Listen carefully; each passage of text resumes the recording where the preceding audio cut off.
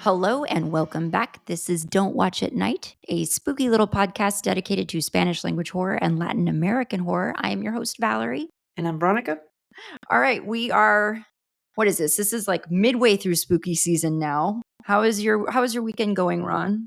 Pretty good. I'm having a 4-day weekend because Monday is a federal holiday, and then I just went ahead and took Tuesday off. So Monday is Indigenous Peoples Day.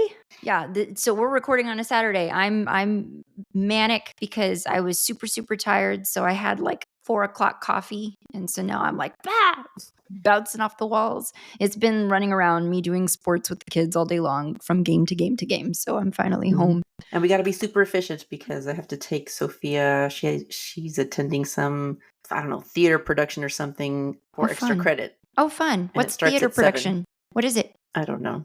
Okay. I'm just taking her.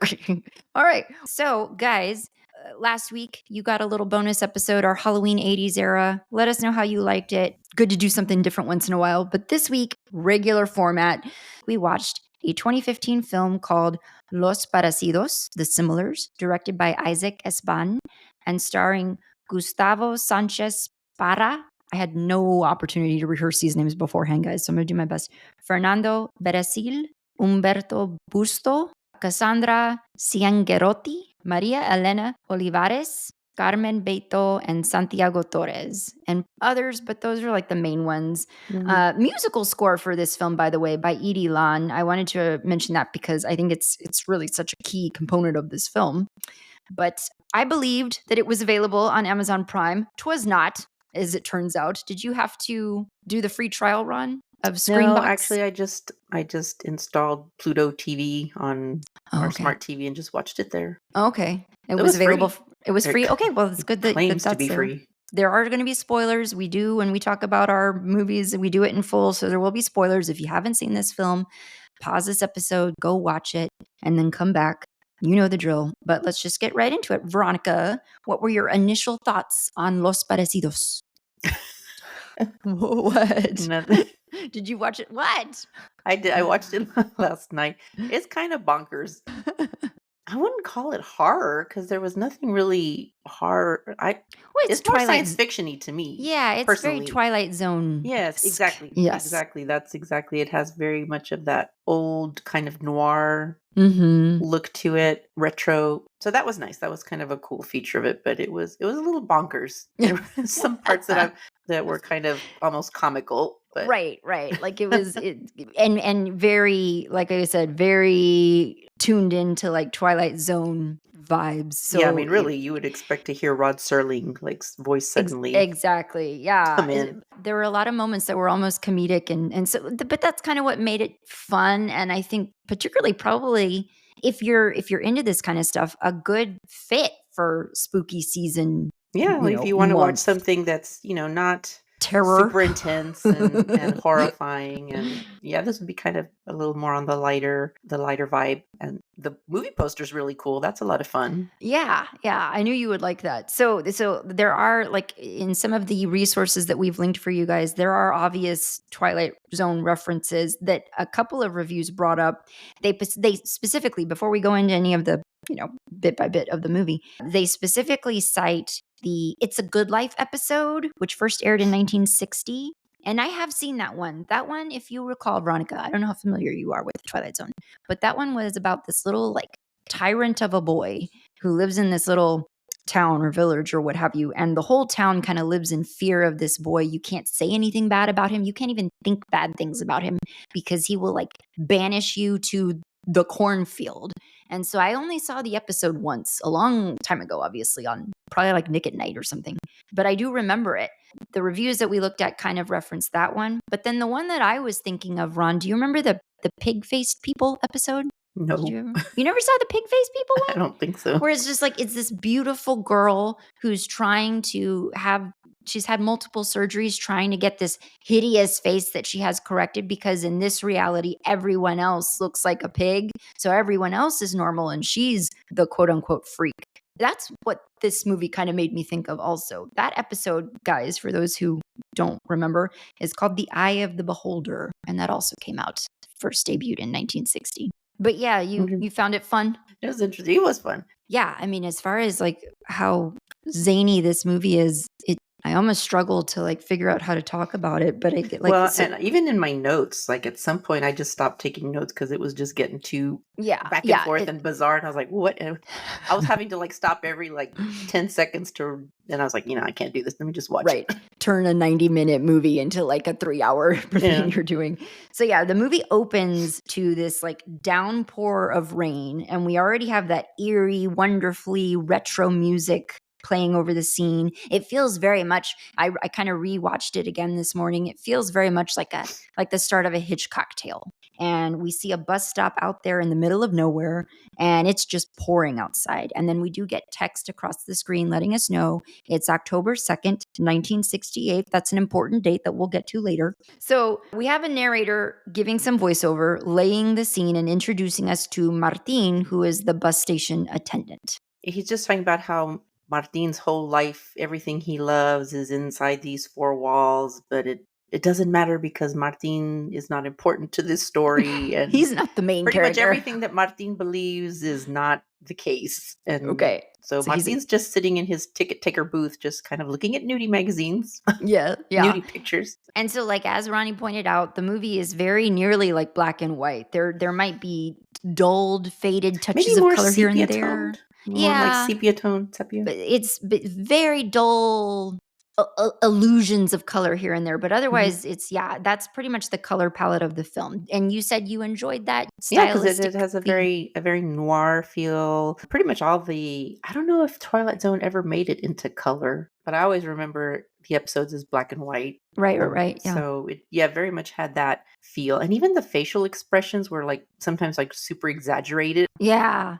Like you would find in those old Twilight. So I very much can see the And the bus station is huge. Huge bus station.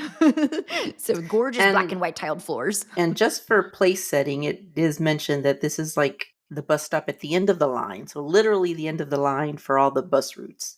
We've met Martin. We meet Ulysses. And he's there he's just trying to get to the city because his pregnant wife is going into labor. And so he's just trying to get a bus. And so he's on the payphone trying to like get Martin to do something. And Martin keeps telling him, dude, there's no way. Look outside. Like it's pouring. Everything is delayed. What do you want me to do?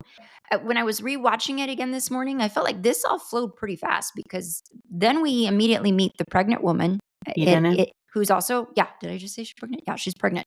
So she comes in and she's trying to escape to the city as well because she's trying to get away from an abusive partner. And so she goes to the payphone and calls herself a cab. Ulysses is like, hey, what if they kind of bond, they kind of strike up a conversation and they're in the same predicament. And so he says, what if we were to split fare? Because it's going to be a really expensive cab ride. And there is like an indigenous woman somewhere in the far corners of the bus station. And we never even learn her name, right? She's the only character whose name we never learn. Yeah. Most of the characters, it takes a few beats for us to learn their names. Like it takes a while. Like at first I was just writing down descriptors like ticket taker, bearded man, red beret woman, bathroom lady. Lady. But eventually we learn all their names except for her. The lady. Yeah. And the important thing to note about her is she's very freaked out, like almost immediately. She's very agitated. She's speaking in her native language. So they're not able to communicate. They're not able to communicate with her, much like I'm not able to communicate right now. She's not translated, so we don't even know. Yeah, we don't know what she's saying either, but she's very panicked, so we can tell. So kind of leading us to believe, okay, something's amiss about tonight. At some point, Martin does get up and go to like some office in the back. And we immediately start to see that he's looking unwell. He's coughing a little bit here and there. And then he goes to adjust the knob on the radio and we see his arms shaking and we hear him struggling to breathe.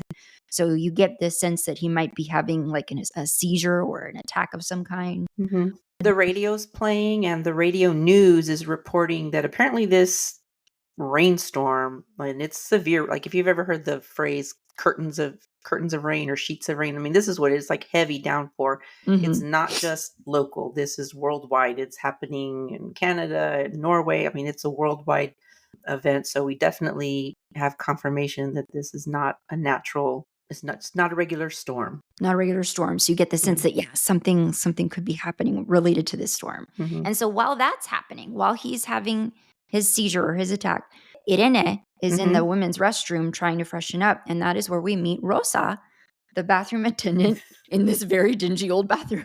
I know. What did you think of her? Like She's kind of kooky. She just pops up. And I was like, well, where did you come from? You've just been hanging out in the bathroom this whole time. And she's kind of like, she's a chatterbox. She's a little bit off. She's like, hi, I'm just here hanging out. What do you need? I can get you a towel. But she kind of seems on edge as well, right? And she is talking about, and we've been hearing it on the radio too, but she's talking about the unrest in the Tlatelolco district. I was saying it's just fine earlier today when I was practicing. We are going to come back to that later. We've been hearing that stuff on the radio station. You get that stuff is going on. Yeah, there's some sort of student unrest, student protesting, and just kind of social unrest in general in the country. Yeah. And this weird freak weather phenomenon that's happening. And so, Rosa is also trying to give Irene, she's trying to give her like a warning. She's freaked out. She's like, you're in danger. That other man, who we know is Ulysses, is giving her the creeps. And she's telling Rosa, she's telling Irene, you need to watch out. But then all too soon, Rosa also starts to fall over and sees just like Martin did. Where is Martin? No, not Martin. Where is Ulysses doing all this? is on a payphone talking to his father-in-law on the phone. He's getting updates on what's going on with his wife. Wife has apparently delivered twins.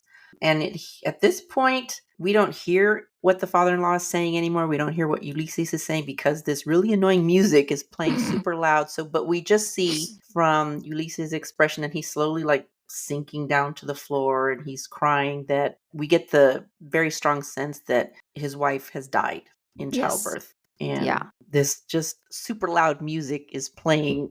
And I was just like, somebody turn the damn radio off. And the elderly woman, indigenous woman that's been sitting off in a corner with some beans on the floor or something, I don't know, comes up to the payphone. She's really agitated. She breaks through the glass on, why is a payphone in the side, the bus station, by the way? But anyway, she breaks through the glass on the payphone and she's like sprinkling, I don't know if it was I didn't even see that she was doing that. I just thought she broke through the payphone. She's just sprinkling some kind of liquid. Oh, probably holy water maybe? I don't know. So that's happening. And then finally we get a little bit of the father-in-law's voice coming back through the speaker, and he's just saying something's happening at the hospital. Right. So you get the sense that it's like, okay, stuff is going down globally. It's not just there. But okay, so then while she's on the bathroom floor seizing, this is kind of where like in runs this young man, this med student that we quickly learn. His name is Alvaro. It's just like really these characters just like rush in and you're like, where the hell did you come from? It kind of feels like a play that way. It does. Like, I thought very much that this would be a good play because it's pretty much not a lot of set changes. All in that same, yeah. So he arrives at the station. Who the hell are you? He arrives at the station via taxi, and he's gotten there with like a mom and a son who we're about to meet in a second. But Irene and Ulysses decide that they've got no choice. They're going to use this moment. So they're going to try and take off in the taxi. But of course, they can't leave. The taxi's probably already left. But interestingly enough, they can't seem to open the door to get out of the station. So that's an interesting development. This is where we meet the lady and her son. The boy's name is Ignacio, but I did not get her name. The mother. Her name is Gertrudis. Or I don't know how you say that in Spanish. Gertrude, basically in English, but Gertrudis. Gertrude. Anyway, that part, it kind of feels like a murder mystery kind of situation where we're meeting all the characters. Very quickly, Martin reemerges. He's come to, and his face is very bandaged up, and there's spots of blood. So you think maybe he's cut himself or something. I was surprised he was alive because I thought he had died in his office. I know. He's an elderly man, so I thought for sure he had died or something. And he says something to the effect of, help me get these bandages off. I've been shaving as fast as I can. And so in my brain, I was like, werewolf movie. Like he's morphing into a werewolf or something like that. Alvaro, the student, is talking about wanting to go to the demonstrations that are happening in Tlatelolco. He's a med student. He keeps referring, he wants you to know he's a med student. It comes up more than once. But why do they suddenly start turning on Ulysses? Because Because Martin comes out, right? And is like, he's a demon, blah, blah, blah, blah, blah. Like, for some reason, he's targeting him. Satan sent him. Well, because he has seen his face. Okay. And because at first I was like, well, why is he targeting? Yeah, like, why is he suddenly suspecting? Why is he targeting Ulysses? And what has he done? And at some point, Rosa starts screaming from the bathroom. So Irene goes to check her out. And Irene is in a stall. She sounds like she's throwing up. Irene kind of breaks down the stall door. And Irene turns around, and we don't initially... Did we initially see what she looks like? Whose face do we see first? Hers or Martin's? I thought we saw Martin's first. I don't remember the order. But anyway, they both now, their faces have transformed so that they look like Ulysses. Yeah. This is weird. Yeah. Alvaro is kind of losing it. He's taking control of, like, Martin. Martin has produced a rifle because he's just, like, trying to banish Ulysses out of the bus station. Alvaro at one point does take control of it and is just, like, haphazardly pointing this thing at people.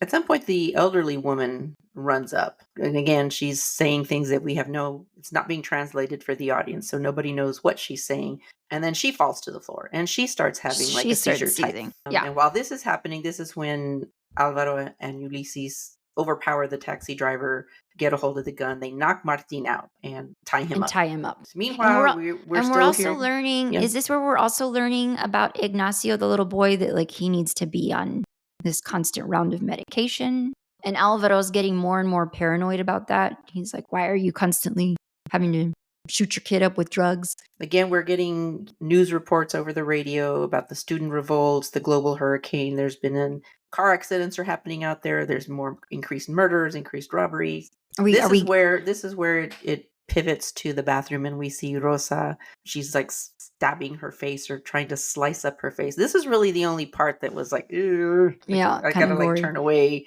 Yeah, it's like she's trying to cut this face off her face because it's not her face. And the bathroom door is locked, or Martin just can't get in. He's at the door calling for her, and because he can hear her screaming, but she's just kind of stabbing her face. And Ulysses, by the way, is like, he doesn't understand. He doesn't understand why he's like, I'm clearly not seeing what they're seeing. Right. And so he's just like, I'm just I work in a mine. You know, I'm just a guy. I'm just trying to get to my family. Alvaro keeps saying, you work for the government. You're here. This is an experiment, and you're behind this. And so this is where Alvaro is really kind of cranking up with the paranoia. So wait, Ulysses doesn't see them looking like him. Like, he doesn't see that? Yeah, he's like, not. I can't remember. Yeah, okay. So to him, they just look like... At this point, we have Rosa, although she's locked herself in the bathroom, and Martin and the elderly indigenous lady, that all their faces have transformed to look like Ulysses. But this is freaking everybody else out except for Ulysses, who is not seeing whatever they're seeing. Right. So he doesn't know why they're turning on him. He doesn't know why they're suspecting him. But paranoia wins the day, and they tie Alvaro. Alvaro. Now they tie Ulysses up. Because Alvaro is like your patient zero or something like that. Like, he's convinced that it's whatever this is, it started with you. Now I'm thinking at this point, is this some kind of mass hallucination thing that's going on? And while this is going down, we are learning a little bit about these people. So they're going around, they're giving their names, they're giving their, like, what they do. So we do learn about the woman, Gertrude, for lack of knowing how to say it. Gertrude, she is like a restaurateur or something. She I guess at one point ran a famous restaurant or something or other. And Alvaro who says, or maybe it was Martin who says, I remember you. I remember the news story, something that happened, an incident that happened, and the little boy was present for that. Something odd happened. And so we're also learning about the little boy that he is very terrified of water. He's terrified of, like, rain. So the rainstorm is just completely unsettling him. And so she's constantly having to inject him with stuff. And Alvaro is like, Alvaro, like, really takes it upon himself to insert himself in the situation and is like, why are you giving him drugs? Stop doing that. And, like, just swipes her needle from the mother. And she's like, what are you doing? He needs that. Hi guys, it's Val, coming in with a little promo break to remind you to join us for our Don't Watch at Night book club discussion episode coming on October 28th. We're going to be talking about Witches by Brenda Lozano. book club episodes are a lot of fun. We pair cocktails, we do a full conversation on the books we read, and we love to include your thoughts and questions in the conversation. So if you've read this book by Brenda Lozano, do let us know what you thought of it. Catherine Lacey, author of Pew and Nobody Is Ever Missing, says of witches that it's a story of the world's repeated failure to control feminine power and the sheer magic of language itself. An enthralling, passionate story about secrets both holy and profane. Witches by Brenda Lozano. We're going to be talking about it on October 28th, and we hope you'll tune in.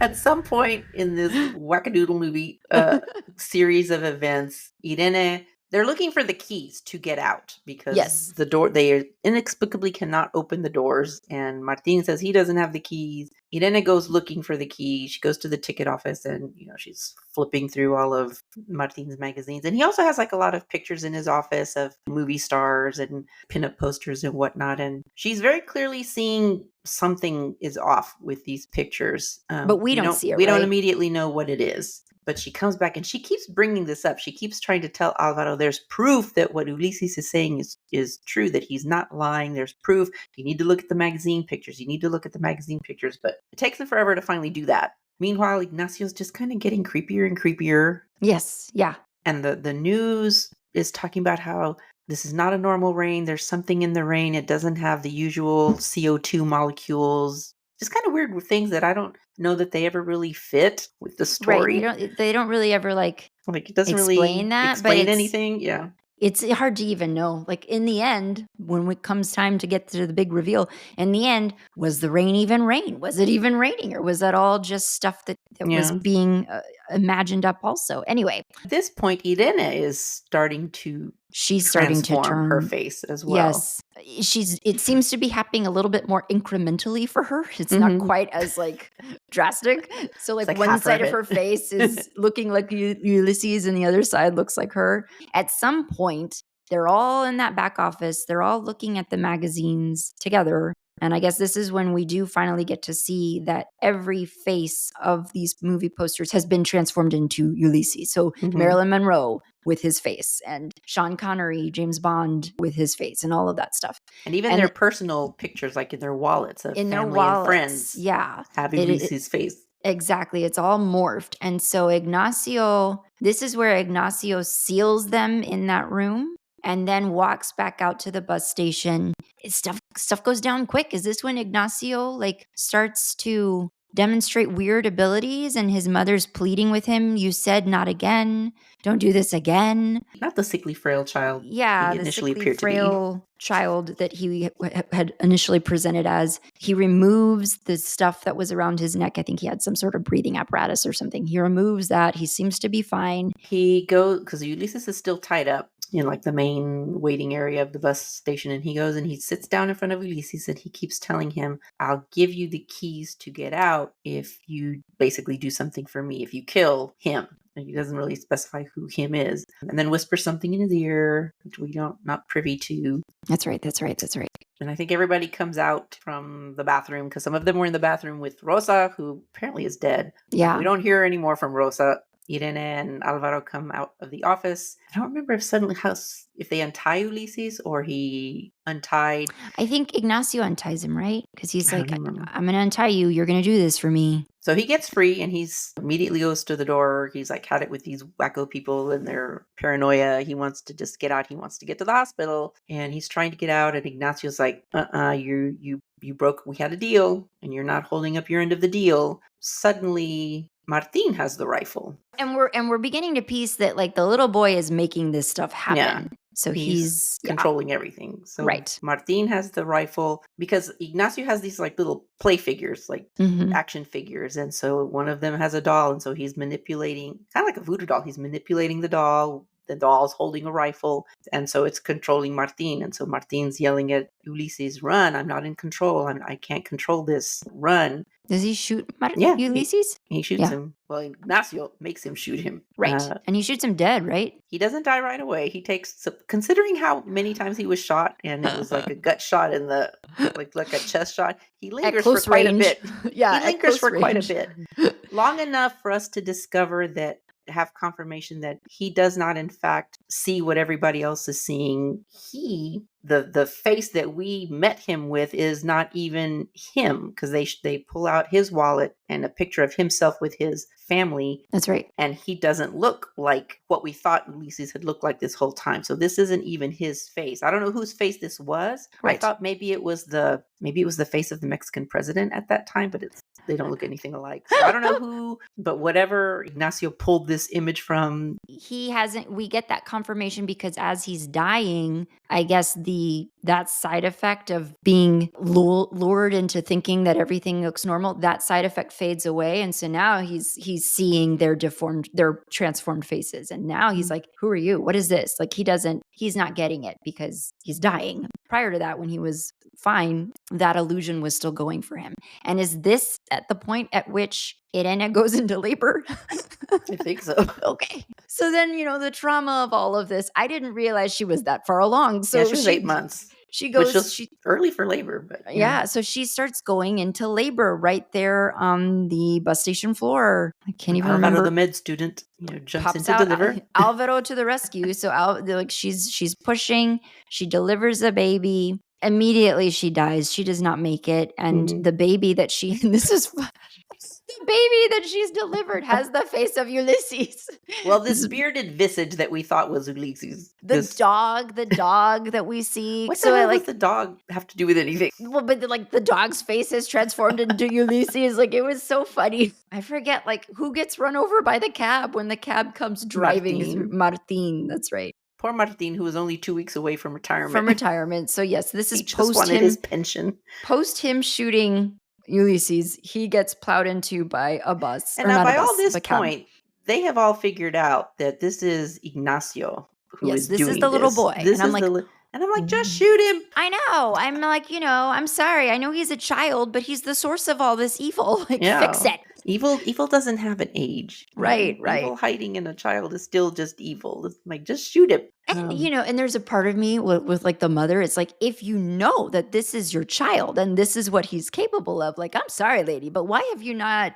Well, I think that's what the quote unquote medicine was. It was just she would keep him kind of sedated. But Alvaro, of course, because he knows, he was like, why are you giving him this medicine? I think it's too much. And but she's just all like, oh, don't hurt him. And it's just a game. He's just playing a game. I'm like, well, dude, we've already got 4 people dead. Right. So 4 out of 8. There were only 8 characters in this movie, and half of them are dead. Okay, after Martin's death, all of a sudden, after Irene dies, and then she's delivered the baby, the taxi or whatever it is, plows through the bus station, killing Martin. Then suddenly there's just police there.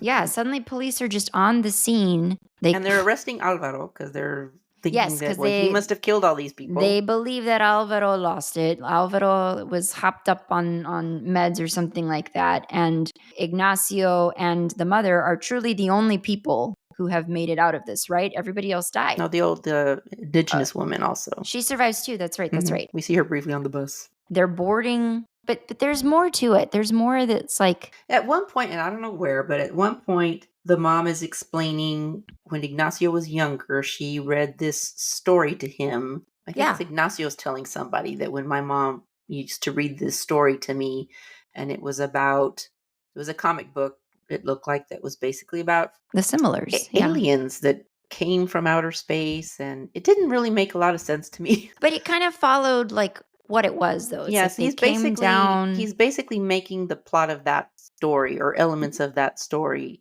reality. Yeah, that they would come down, they would kind of make themselves look like everybody else and take whatever they wanted, take whatever resources they wanted, and then leave. So you kind of get the sense that it's okay, he's acting out this comic book that he grew up reading. And so at the end of the movie, when he's getting on the bus and he's seeing, and we are getting that narrator, the voiceover again, kind of walking us through, but I can't even tell you what the narrator said. I don't even remember, but it was basically just well, I just was left with a lot of it just doesn't make sense. He's transformed all of these faces, and it's now, I guess, going to stay that way. But to all of these people who now have the face of Ulysses, they think they look normal because the transformation happens. And then they have no memory of it happening. Yeah. So they just go back to they're normal. And it seems like only Ignacio can see that Right. they all just have the same face. And he looks freaked out. He looks like, holy crap, what did I do? But like, this I'm is like, too now the late, new kid. reality. This is your Yeah, fault. you done did it. And that's kind of where the movie ends. It's just like, Yeah, him and his mom are leaving on the bus. The elderly woman is also on the bus. This doesn't want to talk to her. She doesn't want her to upset her son. yeah.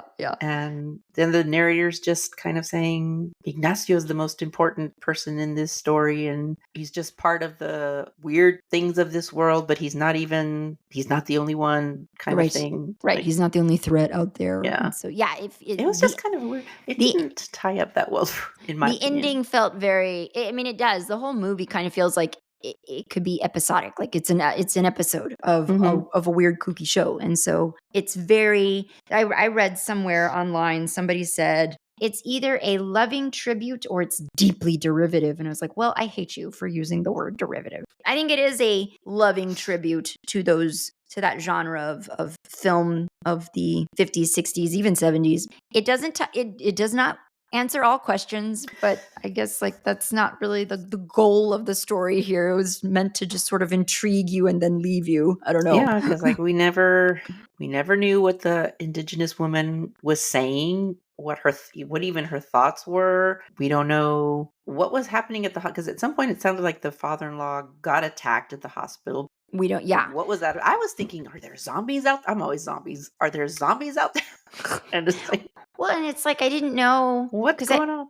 I can't remember if it's said as much in the movie or if this was just a perception that I was getting that there was something that I think somebody alluded to, like something viral. Like there could be something viral, like a viral outbreak. Mm-hmm. Honestly, when I was like pitched that we watched this movie, I was thinking, I don't know why I thought that there would be more of a supernatural element to the movie. So when I saw that it was going to be more sci-fi-esque, I was like, okay, well, that'll be fun.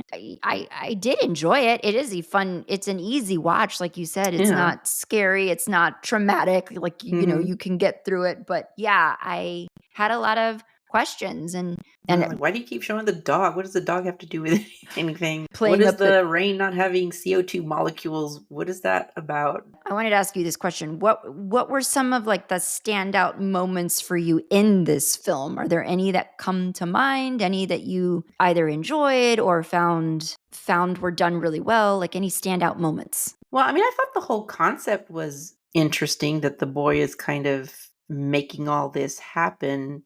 And especially at the end, it seemed to kind of waffle. Like 1 minute, it seemed like he was completely in charge, and even his facial expressions were like super serious, and he like knew what he was doing. And then there were also moments where he seemed freaked out and like he didn't know what was going on either. So I was confused about what.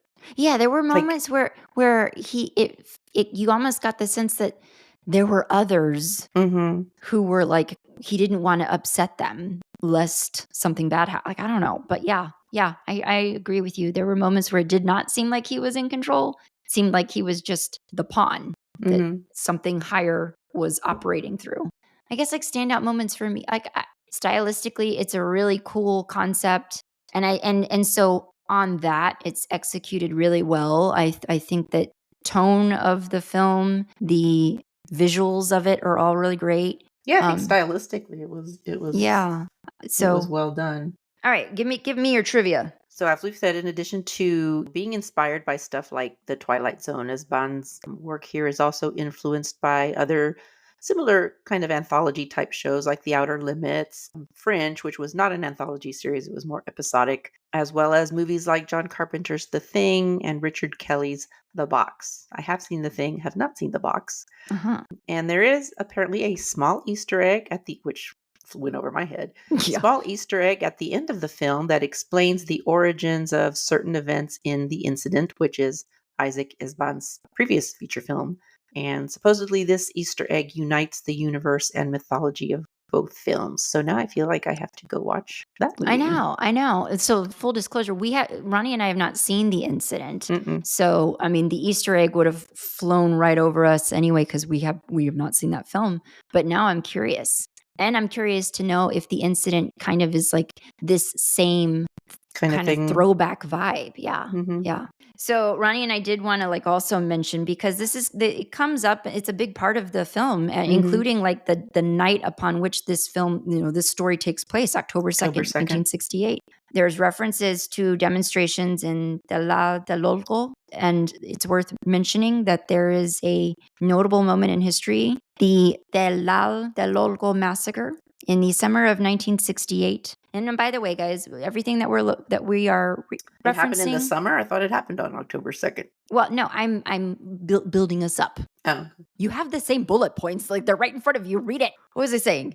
All of the notes that we're pulling from are in our resources, our episode resources. So we'll have all of that stuff linked for you guys like we always do. So in the summer of 1968, Mexico was experiencing the birth of a new student movement organizing to speak out against violence and repression. This was the late 60s, so there were demonstrations that were anti-establishment, pro-peace, anti-war, pro-civil rights and democracy. All of this organizing was happening in many countries all around the world, so Mexico was no exception, right? And then on October 2nd, 1968, 10 days before the opening of the Summer Olympics in Mexico City, police officers and military troops shot into a crowd of unarmed students. Thousands of demonstrators fled in a panic as tanks bulldozed over the Tlatelolco Plaza. Government sources, because there's been some discrepancies in variations of the death toll of this massacre. Government sources originally reported that only 4 people had been killed, which seems unrealistic already, and 20 wounded, while various eyewitnesses described that the bodies of hundreds of young people were being trucked away. Thousands of students were beaten and jailed, many disappeared. Documents were eventually released by the US and Mexican governments that suggested that snipers were posted by the military and fired into the crowd, provoking the troops on the ground to basically open fire on the students. Just this month, on the 56th year anniversary of the massacre, Mexico's newly inaugurated and first female President Claudia Sheinbaum issued a formal apology for the brutal repression and murder of student protesters all those years ago, saying, "We cannot forget October 2nd." So a horrible event in history. And isn't it weird that and I don't know, I don't keep up with the Olympics anymore, so you tell me, Valerie, because I think you still watch them. Yeah. But the Summer Olympics in 68 were held in October, because then I looked it up, and the Summer Olympics in 1968 were from October 12th through October 27th, which is not what I would consider summer. But yeah, just a horrible event, and I'm actually surprised they went ahead and held the Olympics. It seemed like that would be like a dark Olympics. Certainly. I'm sure there was, I don't know, who knows what news coverage was. We'll definitely, we already have some resources linked for you guys. We'll try to pull some more specifically on once the Olympics opened, what was the coverage like? And yeah, did Mexico get a lot of backlash? I know that the Mexican government at the time would have wanted to really try to cover that up and put it under the rug and sail past it, but it would be interesting to go and find the coverage at the time and see what all was reported on this. Very interesting. And because it's referenced so much in the film, we didn't want to not mention it. All in all, really unusual little film. But cool, and so cool that this is coming out of the brainchild of this Mexican director. One of the resources we have for you guys talks about, this movie makes it on a couple of best of lists. And it got some really good reviews when it hit Fantastic Fest. There's one Game Rant article that we've linked for you guys that says, when most people think of foreign horror movies, that is horror made outside of the US, a number of countries immediately jump to mind. Japan, of course, the UK. But one country that isn't in the horror movie conversation enough, according to this article, is Mexico.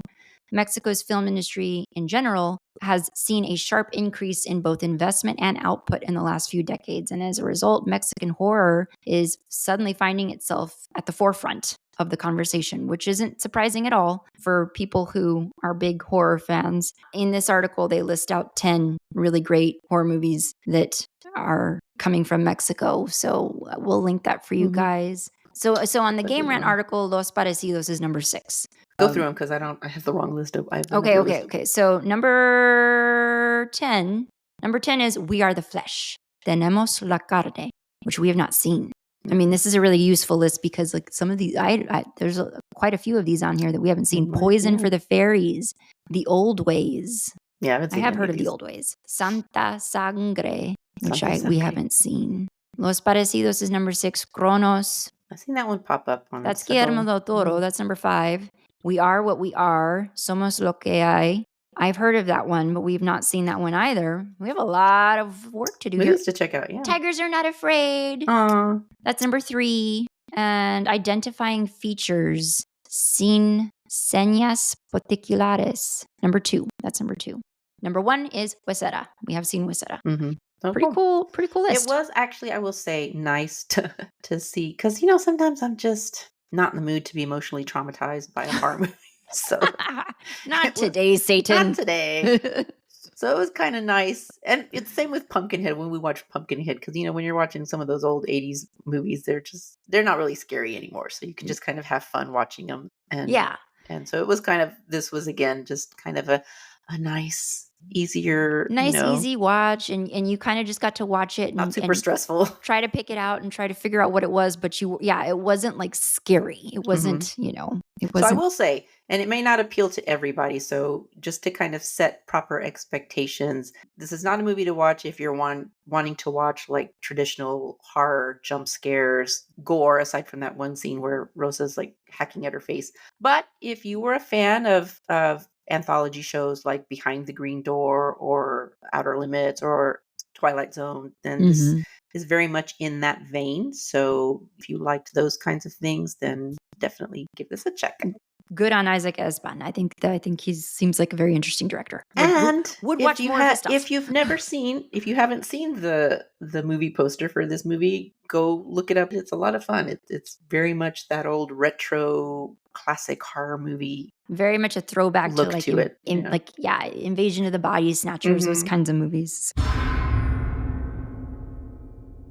Besides Pumpkinhead, besides this film, any other scary stuff you're watching lately or books you're reading? Not watching. I had selected like 3 books on the shorter side, books to read for like my spooky season read. So I finished the first one, which was Mr. Magic by Kirsten White. Kirsten White, which was good. I liked it a lot. And I'm currently reading Leech by Hiron Ennis. Cool. And then after that, that one's all tabbed up too. When you tab up books, what is usually tell me your process? Why do you tab up books? Is it because there's a passage or you have a question or what? Usually I'm tabbing them because I'm tabbing just for like beautiful prose or just really like insightful or thought-provoking passages. In this book in particular, I'm tabbing clues because I have a theory about this book. And so I'm just tabbing places that I think might be clues just to see if later on I'm right. And sometimes I'm writing, and this was more in the days when I was writing book reviews for every book I read and putting it on Goodreads. I would tab passages that I wanted to include in my review. Usually it's related to just a really beautiful passage. Yeah. Well, I am not. What are you up to? I have not been, aside from our book, I'm not reading anything else right now. I have started the book. Aside from that, I'm not really reading anything else right now. I have been doing a fair amount of watching of scary stuff, though. I did do my annual spooky season viewing of Poltergeist. I love that movie. I also kind of been working through Interview with a Vampire. Just the show? Well, I want to start the show. The reason why I kind of took a crack at the old movie and the old Tom Cruise, Brad Pitt movie is because it'd been so long since I'd seen it. But I've been hearing great things. I've been sleeping on this show, and a lot of people really love the show. Interview with a Vampire show. So I do want to check that out. We do want to plug our next. What is that? Oh, yes, I know. Seen that? Mariana Enriquez. Mariana Enriquez's new book. Yes, her new book. A Sunny Place for Shady People. Yes, I want to get that one so badly. It's a cool cover. I mean, I love her covers. The ones that I've looked at so far, they're beautiful. Anyway, we do want to plug our next 80s bonus episode because that is the next episode you guys will be getting on October 21st. We are planning to take a look at, I think it's 1980s Motel Hell. Motel Hell. They check in, but they never check out. So this movie came out in 1980, and it is supposed to be available on AMC Plus for rent. We should probably start really checking that out. more thoroughly before we But yeah, this is an old movie. It seems like it could be a lot of fun. It's not one I've seen. Ronnie, is it one you've seen? No, and actually, I have heard of it, but I've if never seen it. anybody has like AMC, American Movie Channel on demand, I'm pretty sure I saw it listed there. Okay. So it would be free there. There are a lot of 80s movies. Pumpkinhead was on there. I wish I'd known. I wouldn't have had to pay to rent it. Right. Okay, so that'll be the movie that we will be watching for our next Halloween 80s era bonus episode. And then the episode after that will be book club episodes. So get Witches by Brenda Lozano read, finish that so that you can be part of book club discussion with us. And that's it. You got anything else, Ron? Nope. Okay. Well, thank you guys so much for listening, and we will see you next time. Bye. Don't Watch at Night is a Nest production hosted by me, Valerie and Veronica. Editing by me. Music by Omar Chagor. Production support for this episode provided by Lorenzo Villarreal and Alex Street. Listen to new episodes of Don't Watch at Night every other Monday, and don't forget to give us a rate and review. It's the best way to help us grow.